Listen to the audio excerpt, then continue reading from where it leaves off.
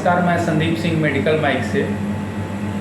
समाज में जहाँ डॉक्टर को भगवान की उपाधि दी जाती है, वहीं दवाइयाँ जो हैं डॉक्टर के लिए अस्त्र का काम करती हैं, जिसके माध्यम से रोगों का इलाज किया जाता है। दवाइयों को बनाने की एक लंबी प्रक्रिया होती है, जिसमें उनको कई परीक्षण से गुजरना पड़ता है। इस परीक्षण की प्रक्रिया में एक मेडिकल के क्षेत्र में वर्ड आता है क्लिनिकल ट्रायल।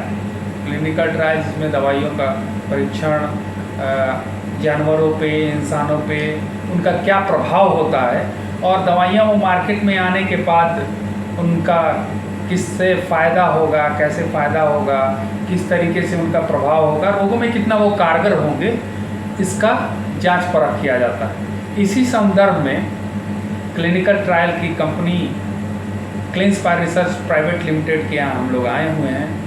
हमारे साथ जुड़ेंगे कुमुद रंजन जी, जो क्लिनिकल रिसर्च प्राइवेट लिमिटेड के मैनेजिंग डायरेक्टर हैं। उनसे हम जानेंगे कि क्लिनिकल ट्रायल आखिर है क्या और इसकी क्यों ज़रूरत पड़ी और इनसे लोगों को क्या फ़ायदा हो। कुमुद जी, आपका बहुत बहुत स्वागत है मेडिकल माइक में।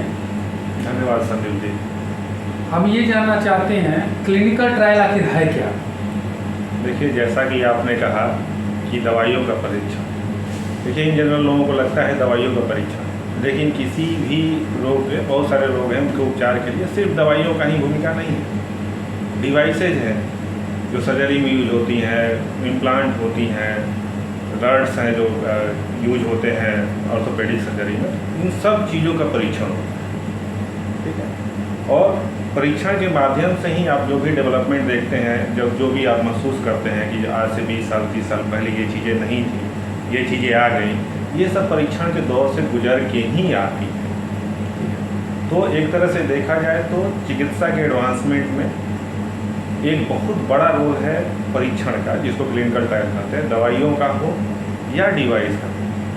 तो एक महत्वपूर्ण योगदान है क्लिनिकल ट्रायल का चिकित्सा के क्षेत्र में, चिकित्सा के उत्थान के लिए। बहुत से, आपने सुना होगा, बहुत पहले आपने देखा होगा कि जो बड़े लोग होते थे, समाज में ऐसा लगता है कि वो इलाज के लिए विदेश जाते थे। ऐसा नहीं है कि सिर्फ पैसे की वजह से और अच्छे डॉक्टर्स की वजह से विदेश जाते थे। डॉक्टर्स अच्छे यहाँ भी हैं, यहीं के बहुत सारे अच्छे डॉक्टर बाहर में भी प्रैक्टिस करते हैं, या बड़े बड़े हॉस्पिटलों में हैं। आप यूरोप में चले जाइए, अमेरिका में चले जाइए, परसेंटेज अच्छे अच्छे डॉक्टरों में नाम है यहाँ के डॉक्टरों का। फिर क्यों जाते थे लोग? उसके पीछे यही रीजन है कि बहुत सी दवाइयाँ जो वहाँ उपलब्ध हैं यहाँ नहीं है, बहुत से डिवाइसेज जो वहाँ उपलब्ध हैं यहाँ पे नहीं है। तो यहाँ पे नहीं है किस लिए? क्योंकि उनका उचित परीक्षण नहीं हो पाया है, ये कारण है। मतलब ये लोग, आम लोग जानते हैं कि क्लिनिकल ट्रायल में केवल दवाइयों का परीक्षण किया जाता है। आपके हिसाब से दवाइयों के साथ साथ जो भी चीज़ें मेडिकल में यूज होती है, उन सारी चीज़ों को क्लिनिकल ट्रायल के अंदर लिया जाता है। जी जी। इसकी ज़रूरत बेसिकली आखिर महत्वपूर्ण योगदान के बारे में एक बार आप बताएं। क्या देखिए, होता क्या है कि अगर आप देखें तो बहुत सारी दवाइयाँ जो है आज से 30 साल 40 साल 50 साल, कोई दवाइयाँ 100 साल भी पुरानी हैं जो चल रही हैं, लेकिन 100 साल में लोगों में कितना बदलाव आया है। खान पान, रहन सहन, वातावरण, दिनचर्या, इतनी बदलाव आ गई है कि क्या वो 100 साल या 70 साल पहले की जो दवा है, क्या आज वो कारगर है, ये जानना भी बहुत ज़रूरी है। तो कारगर कैसे है ये जानने के लिए एक प्रक्रिया है, इंटरनेशनल गाइडलाइंस है उसके लिए, तो एक प्रक्रिया है, उस प्रक्रिया के थ्रू गुजरना। जैसा आपने कहा कि इसमें नए नए खान पान और नए नए रहन सहन के बदलाव के चलते, लोगों के व्यवहार के चलते या और सारी चीज़ों के चलते भी नए नए दवाओं का या पुरानी दवाओं का भी परीक्षण किया जाता है। ये सारी चीज़ें लोगों के बेहतर के लिए है। इसमें हम ये जानना चाहेंगे कि आम लोगों का क्या योगदान है इस ट्रायल में।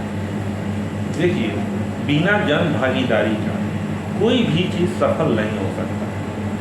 बिना जन भागीदारी का, इसलिए कि कोई भी दवाई का परीक्षण जो है शुरुआती दौर में आपको पता होगा लैब में होता है, लैब के बाद वो हेल्दी वॉलंटियर जिसको बोलते हैं, लेकिन बहुत कम लोगों पे होता है। उसके बाद उस डिजीज़ में कितना काम कर रहा है, कितना इफेक्टिव है, बट इफेक्टिव ज़्यादा मायने नहीं रखता है, सेफ कितना है। किसी भी गवर्नमेंट का, किसी भी रेगुलेटर का और गाइडलाइंस का मेन उद्देश्य है सेफ कितना है। भले दवाई थोड़ा कम काम करे लेकिन किसी तरह का नुकसान हो। हाँ, सभी दवाइयों का साइड इफेक्ट होता है, तो इन जनरल जो मान्य रेंज है उतने बीच में हो, उससे ज़्यादा वो साइड इफेक्ट क्रिएट ना कर पाए। ये एक महत्वपूर्ण पहलू है। उसके बाद अब जैसे होता क्या है, लोगों को ऐसा लगता है कि नहीं हमको गिनी पिग समझा जा रहा है, नहीं हमको गरीब है इसलिए हो रहा है। समाज में बहुत सारी भ्रांतियाँ हैं इसके। कुछ लोगों को लगता है कि नहीं अमीर देशों वाले क्या करते हैं, पैसे खर्च करके गरीब देशों में परीक्षण करते हैं। ये चीज़ें सरासर गलत हैं, क्योंकि जो गाइडलाइंस है, जो मॉलिक्यूल जिस देश में डेवलप होगा, पहला परीक्षण उसका वहीं होगा, वहीं वो उपयोग में आएगा। उसके बाद अगर उस देश में सक्सेसफुल होता है तब अन्य देश के लोग, अन्य कंट्री के लोग उसमें आगे बढ़ते हैं। तो पहली बात तो ये भ्रांति एकदम गलत है कि अमेरिका के लोगों को परीक्षण नहीं होता है, यूरोप के लोगों को परीक्षण नहीं होता है, सिर्फ अफ्रीकन और इंडियन कंट्री को, एकदम सरासर गलत है। दूसरी चीज़ें क्या है इसकी, सपोज आपने देखा होगा कुछ गंभीर बीमारियों में लोगों को बहुत सारा अपने रोज़मर्रा की ज़िंदगी में तो बहुत सारी दवाइयाँ खानी पड़ती है। 7-8 दवाइयाँ खा रहे हैं, ब्रेकफास्ट किए, 7-8 दवाइयों खाने क्रम में कुछ भूल भी जाते हैं, कुछ छूट गया, कुछ खाए कुछ छूट गया, तो उसके लिए भी एक फिक्स डोज कम्बिनेशन होता है। जैसे कि 2-3 दवाइयों को मिला के आपने देखा होगा किसी ड्रग कंपनी यूज करते हैं तो 2-3 दवाइयाँ मिली हुई होती हैं किसी टैबलेट में। तो वो 2-3 दवाइयों का भी कम्बिनेशन बनाने के लिए उसका भी एक परीक्षण होना जरूरी होता है कि जब वो तीनों एक साथ मिलके एक टैबलेट में आती हैं तो क्या वो वैसे ही काम कर रही हैं, कोई नुकसान तो नहीं कर रहा है।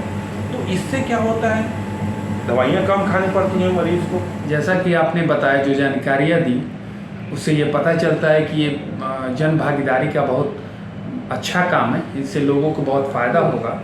हम ये जानना चाहते हैं कि आपकी कंपनी का क्या योगदान है क्लिनिकल ट्रायल में, और आपकी कंपनी क्या काम करती है और कहाँ कहाँ करती है। देखिए, एक्चुअली भारत आपको जैसे मालूम होगा विविधताओं का देश है, इसमें अलग अलग तरह के लोग रहते हैं, ठीक है। इस हिसाब से साउथ के लोगों का खान पान, रहन सहन, उनका जीन्स अलग है, जैसे उनको द्रविडियन बोला जाता है, इधर आर्यंस हैं, कुछ नॉर्थ ईस्ट के लोग हैं, कुछ जम्मू कश्मीर के लोग हैं। तो अलग अलग क्षेत्र में अलग अलग खान पान, रहन सहन है। इसलिए हम लोग को जो गवर्नमेंट का गाइडलाइन है, परीक्षण भी करना होता है तो मल्टी सेंट्रिक स्टडी करना। मल्टी सेंट्रिक मतलब सिर्फ एक जगह आप नहीं कर सकते, मल्टीपल जगह पे आपको करना था और थ्रू आउट द एरिया आपको कवर करना पड़ता है कि हर एरिया में, ठीक है। आपने क्वेश्चन दोहराएंगे। आपकी कंपनी कहाँ कहाँ काम करती है पटना बिहार के अलावा? तो चूँकि ये एरिया जो है ईस्टर्न जोन में पड़ता है, पटना ईस्टर्न जोन में पड़ा था। जब हम लोग आए थे, मैं 2015 में आया था, उसके पहले मैं बाहर कहीं काम, कोलकाता में भी करता था, दिल्ली में कुछ दिनों काम किया। तो जब मैं आया था 2015 में, तो यहाँ बहुत कम ट्रायल 1-2 की संख्या में IGIMS में होती थी। हम लोग आए, फिर हमने अपना एक सेटअप बनाया, लोगों में अवेयरनेस, डॉक्टर से मिले, उनके बारे में डिस्कस किए, स्पॉन्सर से बात किए और धीरे धीरे संख्या बढ़ रही है और अच्छा रिस्पॉन्स भी मिल रहा है। और हम लोग इसको आगे अन्य मेडिकल कॉलेज जैसे Patna medical college, Nalanda medical college या कुछ प्राइवेट इंस्टीट्यूशंस को भी जोड़ेंगे और इसके आगे हम इसके लिए हम लोग अग्रसर हैं। जैसा आपने बताया कि लोगों में इसकी जागरूकता की कमी है, आप 2015 से यहाँ लगातार कार्यरत हैं और कार्य कर रहे हैं, लोगों को कैसे आप जागरूक करते हैं, इसके बारे में बताएं। देखिए, क्लिनिकल ट्रायल के लिए लोगों को उतनी जागरूक करने की ज़रूरत नहीं है, एक माहौल बनाने की ज़रूरत है। होता क्या है कि अब जैसे कि कोई भी दवा अगर मरीज़ खरीदता है तो उसमें ऑलरेडी उसके साइड इफ़ेक्ट लिखे रहते हैं, लेकिन उस पर वो ध्यान नहीं देता है। लेकिन जैसे ही वो क्लिनिकल ट्रायल के लिए इन्वेस्टिगेटर उसको कंसेंट के लिए जैसे ही कंसेंट पेपर देते हैं कि देखिए आप अगर आप चाहें तो इस स्टडी में पार्टिसिपेट करते हैं, और कंसेंट में जब वो डिफरेंट पढ़ता है साइड इफ़ेक्ट, तो उसको लगता है कि नहीं ये बहुत गलत चीज़ है, ये हमारे ऊपर परीक्षण हो रहा है या हमें धोखा दिया जा रहा है। लेकिन ऐसा नहीं है। आप कोई भी सामान्य दवाई खाते हैं, सब दवाइयों के कुछ ना कुछ साइड इफ़ेक्ट होते हैं। जैसा आपने बताया 2015 से आप लगातार IGMS में कार्यरत हैं, मतलब IGMS में आप काम कर रहे हैं अलग अलग विभागों में, और आप और इंस्टीट्यूट को जोड़ना चाहते हैं, उसके लिए आप प्रयासरत हैं, कार्य भी कर रहे हैं। हम ये जानना चाहते हैं, सरकार का क्या इसमें योगदान है? सरकार की कोई ऐसी संस्था है जो क्लिनिकल ट्रायल में सहयोग करती है या उसके बढ़ावा के लिए कोई कदम उठा रही है? ये हमें आप बताएं। देखिए, जहाँ तक सरकार के योगदान का रहा सवाल, सरकार के पास खुद की एक संस्था है जिसको आप ICMR कहते हैं।